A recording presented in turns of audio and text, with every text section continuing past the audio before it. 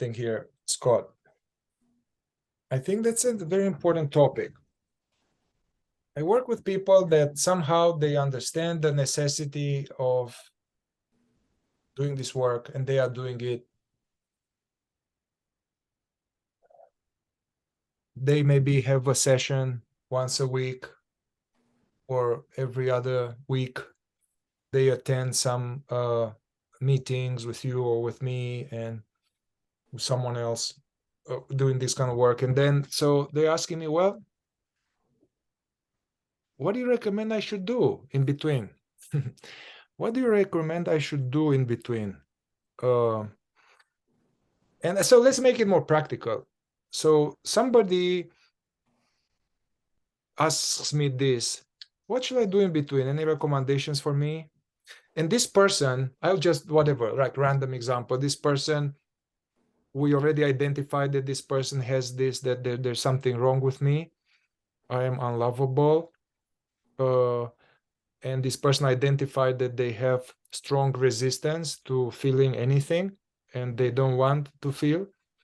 And also they identified that there is anger repression, hurt repression. And they are asking me, okay, this is going well. I like this. This seems to be helping me move energy. What shall I do until next time I see you? Yeah. Well, that's $1 million question, because I think what we've learned from 3D KI, which is where we go in and we process the repression, is that you open that can of worms where you make stuff conscious, but then your system, because it seeks safety, will try to contract back to protect you. So what we're trying to show people how to do is a regular practice to meet that, because it's going to do that. And so if you just do a session and you open it up, your system's going to do that. But if you're not meeting it, that can create some suffering there for you. We don't have exact science behind it, but it makes sense that if you start making things conscious, that you were hiding to keep yourself safe, and it's not hiding anymore. So you can feel anxiety or some other things coming up. So I'm encouraging people to definitely create a regular practice between sessions, and so that you can meet that contracting back. This particular work just has to be that way. Yeah. You know, I wish I could say something else, but the truth of it is that the repression and the trauma responses are going on like this regularly. They're running life. So if you just do it every now and then, it just keeps going every day, all the time. You don't have to do it all the time, but meet your experience regularly and you'll see the mechanism. Yeah. Okay, so in the same case, let's say this person has this thing, and at the same time, there are some, as we all have, some seeking comfort and seeking escape. So let's imagine this person is seeking, let's make it juicy and raunchy here. This person's watching porn and going for sex worker, and then I feel like shit that I'm doing that. Then I don't want to get out of the house, and I like to see my friends, but I'm afraid they will judge me because they know I'm a pervert and so all that. So you see, I am afraid that your advice, Scott, hey, you got to develop a regular KI practice. It's too vague for this person, you know, for many people. Yeah. So how about like this? Just agree with me or disagree with me here. So I would say, dude, all right. So what I recommend, you identify this, that you have no good enough and I'm lovable. All right. So this is, you have a deficiency story. So that's what you used to tell me. I don't know if it's still accurate. Dude, if you have the deficiency story, I suggest you bring this up regularly. So I will bring the panorama up of people in my life, everybody. Maybe do a little bit of mindful breathing. Just to quiet a little bit the system so I can see better, yeah? You don't need to attain enlightenment, don't need to do anything mystical. Just watch the breath, quiet the mind, bring the panorama up. And then look at my notebook. Have a notebook where you write this down, right? You know, otherwise you forget, and they are new each time. Yeah, right. Okay, so I'm unlovable, and I'm not good enough. I'm something wrong with me. Okay, reverse that. We look at the panorama and we say, I am totally lovable. I am lovable just the way I am, and I'm enough. There's nothing wrong with me. Yeah. So this is going to bring some energies in the body. So, and this person is doing trauma repression work. So is in the 3D, right? Yeah. So that will come some kind of no, and so some objections, and so we witness those objections, trying the best you can to witness those objections, do some utility on those objections. What do I get out of believing that there's something wrong with me? Well, I hide from people, I isolate. Mm-hmm. Do I get out of isolating? I'm safe. Okay, so this will be some type of work to loosen up things, but you are recommending this person to go beyond that, go into repression right here, yeah? Yes. And I've been very specific about it. Speaking of vague, like if people come to the members area, I'm mapping it out. I'm saying, there's your trigger, find the identity. And then I tell them, here's how you get to the repression. And I even was so specific to say, here's the conditioning that you'll find first Yeah, door, second door, back door. So I think it's not so much that it's vague, it's just that we're unconscious and it takes a while to gain the skill. Because as I've gone through this, like, this is like the simplest thing to me now that I've gone through it. Because it's the nervous system that complicates it. Because all I'm ever trying to do in this session is say, did you know that you're angry? That's the problem. You're angry, but you can't access it. So I just want to focus there. That's simple. And then the nervous system goes, no. And it tries to take us in 100 or more other directions, which complicates it. And that's what I think creates the vagueness because of the unconsciousness. We can't see what's going on. But as we get more consciousness and we see exactly what's going on, it's a direct path from that identity to the repression. But you have to do it every day to learn that pathway, to see the results, and to trust the process. You can't just watch a video and try to understand it. yeah, yeah. Yeah, I think that we don't see it or we don't want to feel it. And there's no way to wiggle around these things and to process without wanting to see and without wanting to feel. Yeah. But I guess okay, I'm just okay. So Yeah. bringing the people up, there's nothing wrong with me, and then that will be yes, there's something wrong with me. You're weak, Yeah. or memories of his dad beating him up, or telling him, or his mom doing this. So then right there's energy. So let's go beyond the deficiency story to see what fuels their energies Right. in this deficiency identity. I feel something in my belly, and then I look at mom and dad, and I go right there. I'm not angry with him, Yeah. right? And they'll, But yeah. But see, I think that's where it gets confusing too, or vague, because we tend to shut down right there. And yeah, so, but as we open it up and we start to see that we are angry and then we can access that, then we can just continue accessing it. But in the beginning, I think what happens is we learn all that and then we get to the repression very in different ways. We just shut down and then the system takes us somewhere else. And that's what's yeah, complicating it. yeah, So a lot of it is just like coaching people to gain skill when they get to that repression and stay there. yeah, A big part of it is, I think, that yeah. it's not that it's complicated, it's that we are complicated. Our system is trying to protect us.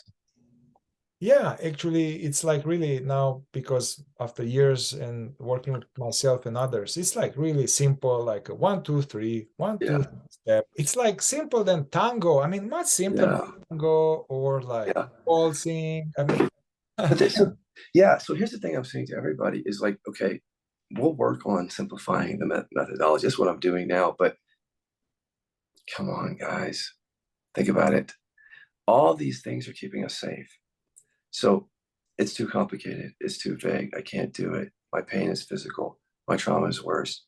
See, we have to catch on to this at some point. Like this is all the same mechanism in different forms, trying to take us away from the fact that we're angry or hurt. Keep it simple in that way, that they're all doing that in some way. And we could trust that. It simplifies everything. yeah, But you have to become skillful, right? We can't just talk about it. You yeah. have to become skillful with it. And the way to become skillful, I guess, work with someone, also learn a little bit. What are those steps? Maybe write down some of the 2, 3, 4 punch, some steps that are outlined in the members area and here. Then Yeah. yeah, we can have a cheat sheet. Baby steps is what I tell people. That cheat sheet is a good thing to start. And can I just Yeah. say that to people real quick, what that is? Yeah. Yeah, so it could be less vague for people, is any relationship with any person or inanimate object that's creating any suffering, just boomerang it first, like you did. Name the identity and get good at that. Like, do that in your life a lot, just so that you can understand what you're believing about yourself and who you are in all these relationships. And then every time you find that identity, the only thing you have to do from there is become skillful with repression work, which means you're going to start out doing what Mihai said, but we're going to raise your skill level from there. So what he's saying is, when you get that identity, no matter where you get it from, charge it up first. Like, I am lovable, like you said. Then you have the energy. Once you have that energy up, it's a matter of going into, I'm not angry.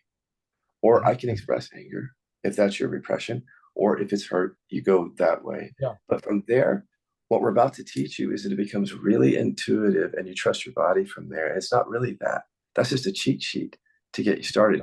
But if you can get started and get some movement of energy, then I think you'll become like more juiced up around the path, and we can show you more about that and make it even simpler and more effective. Yeah. Sorry. Yeah, that's we are here like, okay, I'm really lovable, I'm totally lovable, and there's no, and I see mom and dad, I'm not angry, I am angry, I am angry, I am angry. We rapid fire in a certain way in the energy. Also, it's important, this thing, to not just repeat this, not just repeat and get into it and be like, oh, I'm angry, I'm angry, I'm angry. So Yeah. it's a interesting thing. It's a right balance, again, the sweet spot. I want to get into it because all my life I try not to be angry. So it's good to put some bite into it. Sometimes I have anger repressors. They're like, I'm angry, I'm angry, I'm angry, I'm angry, I'm angry. Yeah. I'm like, hey, that's good. Can you put some bite in? I'm angry, I'm angry, I'm angry, I'm angry. So I'm helping them so that they get permission, you know.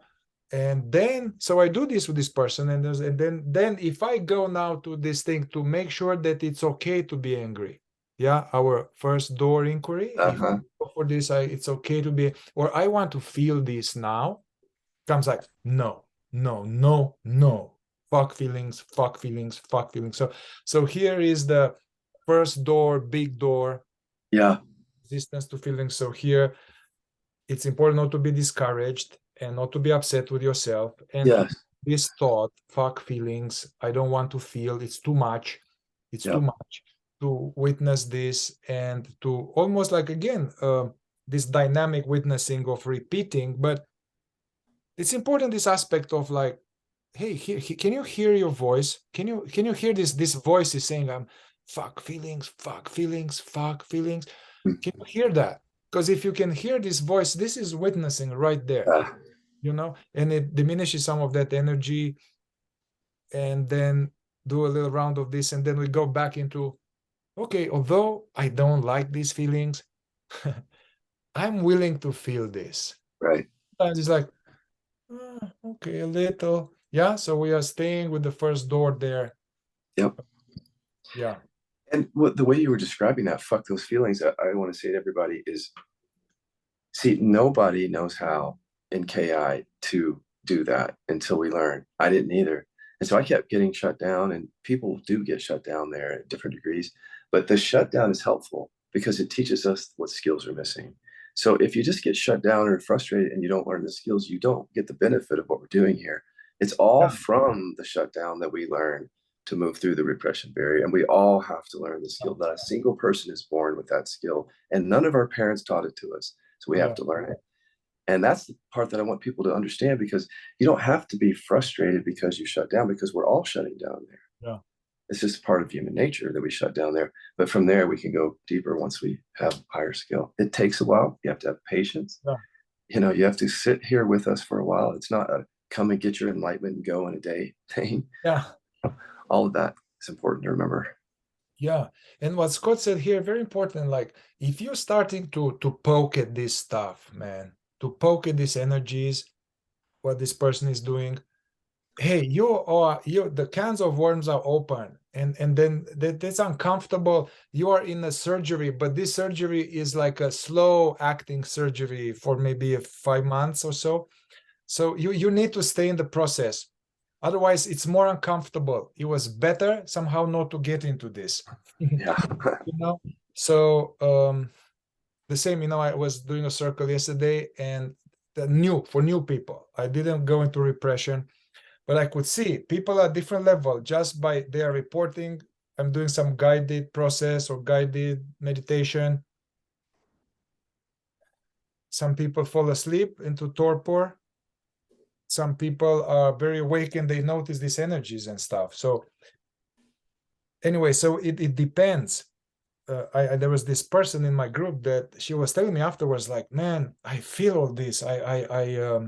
It's hard. I'm numb. It's shaking. I need it. It's so intense. It's like, and other people like, feeling nothing, numb. So I told this person, like, hey, from one angle, you are in a good space. Your material is coming out of you. You are sensitive. You are open. You are watching it. You are right there. You are prime. You need some one-on-one here. Talk to this person because I'm busy.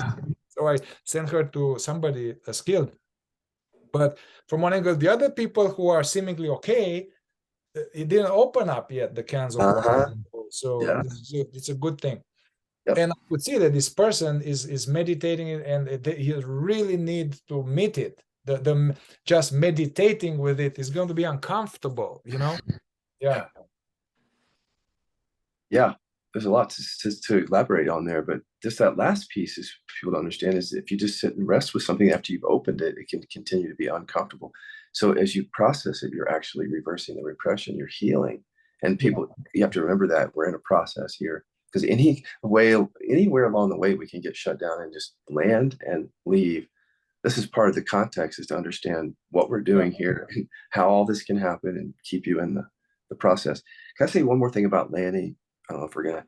Um, Everybody has a right to leave KI. That's the thing, because you might have some objection to the mat. It might not be your path. So it's not like every disagreement is just sometimes we have to leave. It's not the right path. But I think that we have a good path here because our objections that have taken us out of paths before, I think a lot of them came from our trauma. And so here we have an opportunity to not let our trauma take us out here. So there's the opportunity. Next time you land, you can land and leave, but then what will happen? Like you're going to go to the next place and land and leave, and the next place and land and leave. Yeah. Yeah.